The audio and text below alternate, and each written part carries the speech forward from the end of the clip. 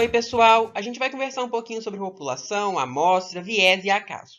Para isso, a nossa pergunta de pesquisa que a gente vai usar como exemplo é: qual a influência do uso de ECAs na redução da morbimortalidade cardiovascular em 10 anos em relação à mudança do estilo de vida isolada em pacientes com pré-hipertensão?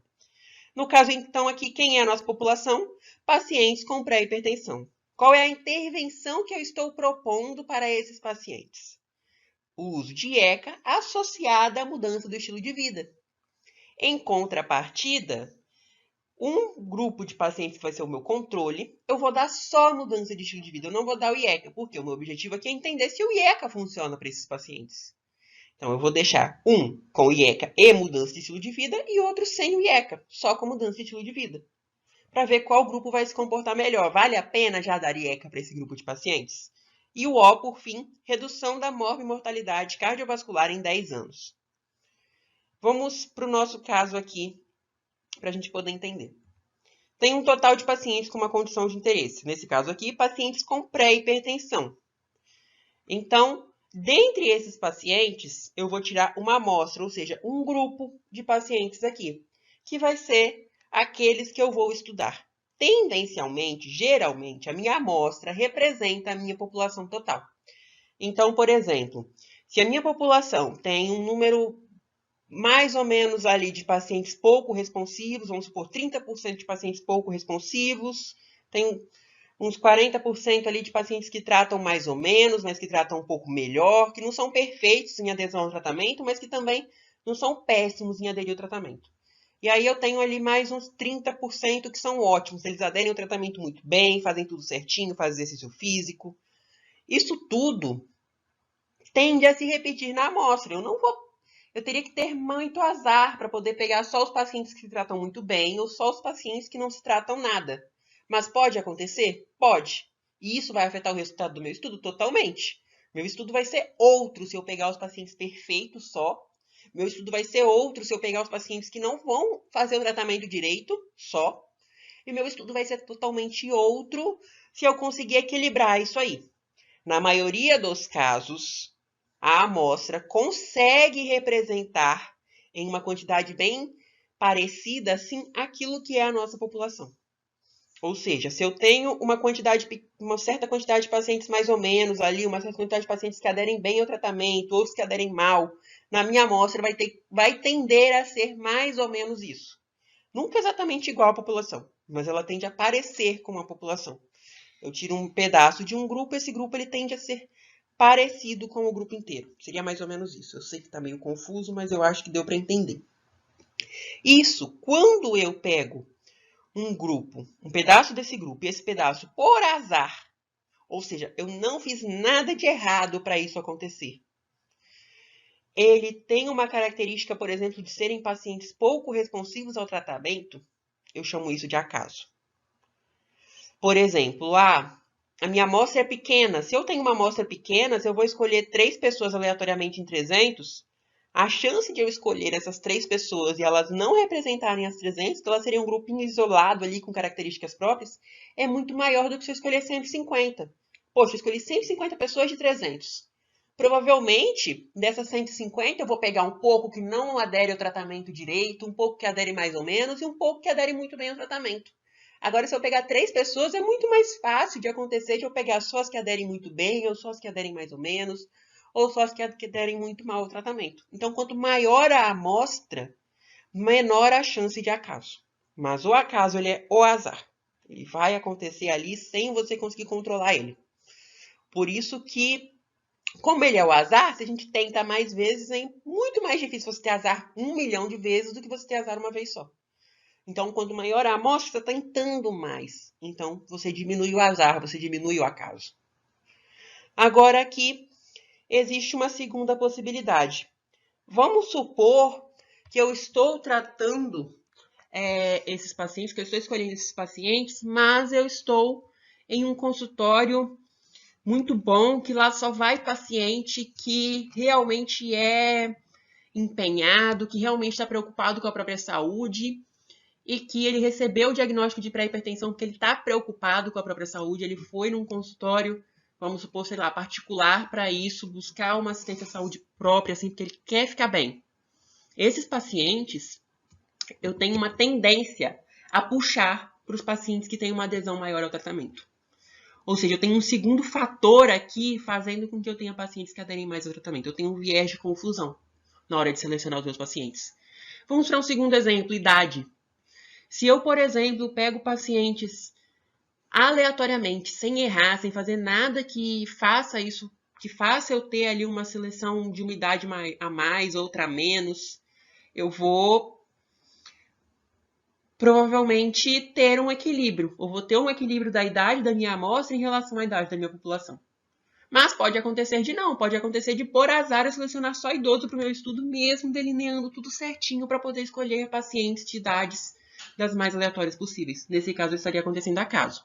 Agora, se, por exemplo, o meu estudo ele quer avaliar essa situação aqui de hipertensão arterial, de pré-hipertensão, em pacientes com qualquer idade, e ele faz isso avaliando o paciente de uma clínica de geriatria, eu vou ter um viés de confusão enorme aqui, porque a idade avançada vai influenciar no meu tratamento, vai criar uma confusão aqui. Ela vai influenciar na eficácia do tratamento dessa pré-hipertensão.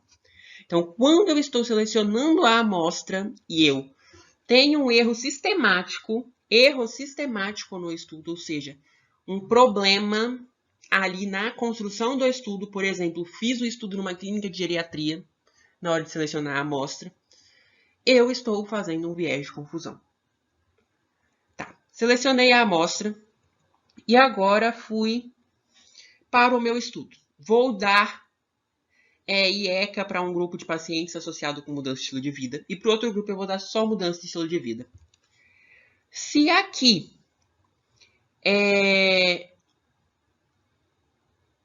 eu errar na hora de distribuir esses grupos, ou seja, colocar um grupo com uma característica mais específica, outro com outra, e aí eu não consigo delinear bem, ou seja, sei lá, no meu grupo que vai tomar IECA, eu coloco só paciente mais velho, e no meu grupo que vai ter só mudança de estilo de vida, eu coloco só paciente mais novo.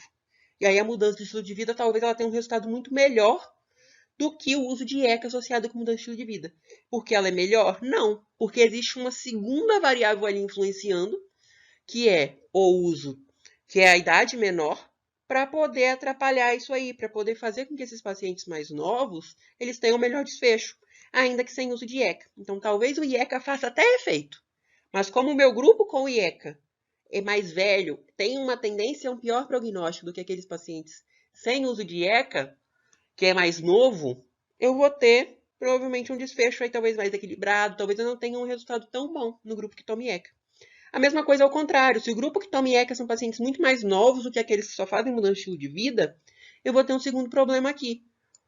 Poxa, meu paciente que está tomando IECA e ainda é mais novo, ele já tem uma tendência menor de ter mortalidade cardiovascular. Em compensação, aquele que fez só mudança de estilo de vida, se ele for mais velho, ele tem uma tendência maior a ter maior risco cardiovascular só por ser mais velho. Então, o risco aqui, ele não se equilibra. Então, aqui, quando na divisão da amostra eu tenho viés, eu chamo isso de viés de seleção. Por fim, se a forma como eu vou, depois disso, organizar a minha amostra, avaliar esses meus pacientes, ou seja, ver se o risco de mortalidade cardiovascular dele está funcionando, não for adequada, eu vou ter agora viéses de aferição. Ou seja, estou selecionando os pacientes, fiz viés de confusão. Estou dividindo em grupo de intervenção e grupo de controle. Estou fazendo viés de seleção se eu errar ali. Se eu errar aqui, depois disso, eu estou fazendo viés de aferição. Se eu errar agora, depois que os grupos já estão divididos, fazendo acompanhamento deles, como que eu erraria aqui? Sei lá, dando a dose errada para o paciente, medindo a pressão dos pacientes errado, calculando o risco cardiovascular dele errado, não fazendo cegamento dos médicos que estão avaliando os pacientes, ou seja, se eles não souberem quais pacientes estão tomando IECA, quais pacientes não estão, eles podem até, se eles souberem, no caso, eles podem até sugestionar, tratar um paciente diferente do outro, e a forma como o médico lida com o paciente pode influenciar no tratamento dele. Então, tudo que depois que o estudo já está em andamento, ou seja, já separei os grupos, o estudo já está andando, Um paciente saiu do estudo, por exemplo, isso tudo vai ser viés de aferição. A partir dessa divisão dos grupos, análise dos grupos no final, eu vou ter agora as conclusões do meu estudo. Só para fazer, então, a diferenciação final de viés e acaso. Para mim ter viés, eu obrigatoriamente tenho que ter um erro na construção do estudo. Ou seja, tem que ter sido uma coisa que o estudo foi construído de uma forma que fez aquele erro acontecer. Agora, se você não tem nada de errado, mas, por exemplo, por você ter uma população pequena, uma amostra pequena, você acaba, por azar, tendo um problema que é o acaso. Ou seja, por exemplo, o paciente que eu selecionei não reduziu, os pacientes que eu selecionei da IECA não reduziram o risco cardiovascular deles. Mas não porque o IECA não reduz o risco cardiovascular, mas porque esses pacientes, eles já não têm uma responsividade boa à IECA, por algum motivo. Isso seria, por exemplo, aqui, o acaso, porque não é porque eu errei, não é porque o IECA não funciona ou funciona, que eu tive um resultado errado aqui. Mas é porque, por azar, por coincidência, os pacientes que eu selecionei não são adequados, não tem uma resposta diferente do restante das pessoas. E eu reduzo isso fazendo o quê? Colocando mais pessoas no estudo. Por isso que a amostra pequena geralmente é igual a acaso, enquanto viés geralmente é igual a erro sistemático. Acaso nunca tem erro sistemático. Só para fechar, conceito de validade interna e validade externa. Validade interna nada mais é do que quanto que o meu resultado, quanto que as conclusões do meu estudo representam a minha população. Representam a minha amostra, perdão. Representam aquele grupo que eu estou estudando. Eu fiz o estudo certo? Ou seja, o estudo que eu fiz com aqueles meus pacientes, eu medi a pressão deles certo para poder diagnosticar para hipertensão? Eu dei o remédio na dose certa para eles? Eu fiz o cegamento adequado do meu estudo? Aquele meu resultado representa aqueles pacientes? Ou seja, os pacientes tomaram o remédio direito? Ou seja, os resultados representam os pacientes do meu estudo com perfeição? Eu tenho validade interna. Agora, se eu consigo pegar os resultados do meu estudo, ou seja, o meu estudo tem uma população, tem uma amostra boa, meu estudo representa bem aquela população que eu estou estudando, e levar ele, então, para um ambiente externo, levar ele para outras pessoas, para um outro grupo de pessoas e falar assim, olha, pode ser que, como no meu estudo, dar IECA para pacientes com pré-hipertensão reduziu a mortalidade cardiovascular, pode ser que se eu fizer isso nesse grupo de pacientes aqui, funcione também.